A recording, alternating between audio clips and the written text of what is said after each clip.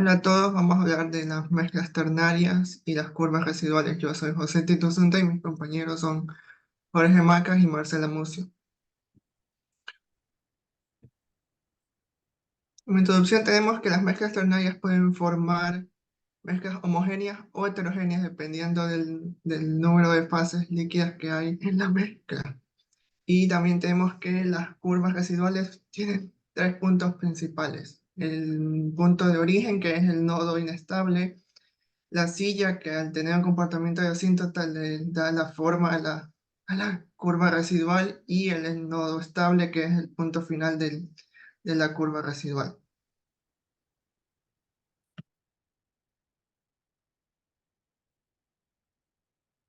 Como objetivo general tenemos realizar el diagrama ternario con curvas residuales de la mezcla isopropanol, etanol, agua, utilizando diferentes modelos termodinámicos. Como objetivos específicos tenemos comparar las gráficas para la elección del método termodinámico más adecuado, estimar el límite de destilación para determinación de las regiones formadas y simular la destilación de dos mezclas ternarias para el estudio de sus nodos estables e inestables.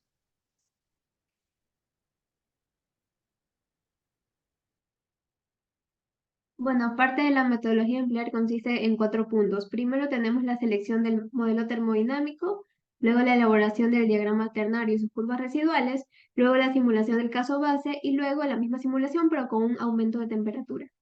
Entonces, para seleccionar el modelo termodinámico es muy importante considerar la naturaleza de la mezcla. En este caso tenemos una mezcla de alcoholes y agua.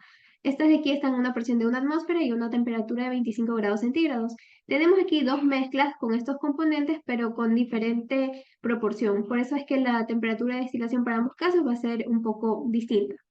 Entonces, para considerar el modelo termodinámico utilizamos este árbol de decisión. Tenemos que considerar los siguientes aspectos. En este caso se trata de una mezcla polar con componentes no electrolíticos, con una presión menor a 10 bar y con parámetros de interacción, ya que vamos a utilizar el simulador Aspen.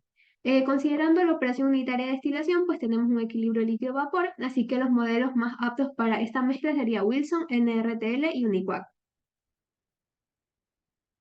Ya, luego elaboramos el diagrama ternario y también encontramos dos azeótropos utilizando el modelo NRTL. A partir de estos azeótropos se define el límite de destilación dividiendo el diagrama en dos regiones. Ya, aquí tenemos el diagrama ternario donde no podemos observar uno de los azeótropos, pero aún así es el más apto para esta mezcla por las razones antes mencionadas. Bueno, si hubiéramos utilizado el modelo ideal, podemos ver que el diagrama ternario solo tiene una región y las curvas solo van en una dirección, mientras que si utilizamos el modelo Uniquac, algunas curvas no se conectan, entonces no se podría utilizar. Para simular el caso base utilizamos un separador flash donde entra una corriente de alimentación y esta de aquí se divide en destilado y residuo. El primer paso fue colocar las condiciones de las corrientes de alimentación, tanto para la mezcla A como para la mezcla B. Ya, en ambos casos se especificó la condición de operación, que era la presión y la temperatura.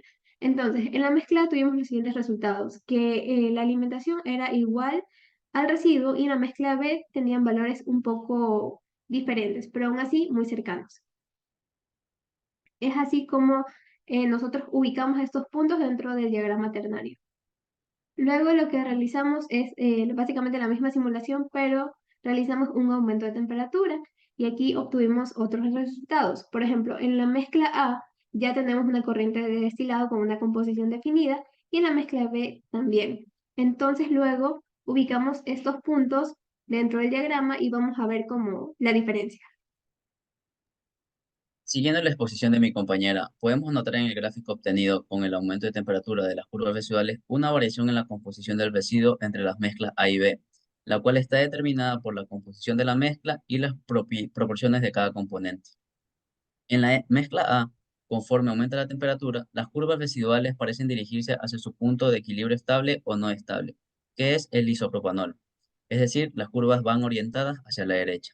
En cambio, en la mezcla B, al aumentar la temperatura, las curvas residuales parecen dirigirse hacia la izquierda debido a que su punto de equilibrio estable o no estable es el agua.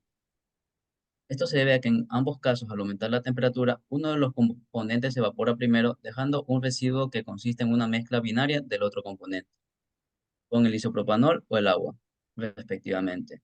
hasta que este último componente con menor fracción molar se evapore completamente.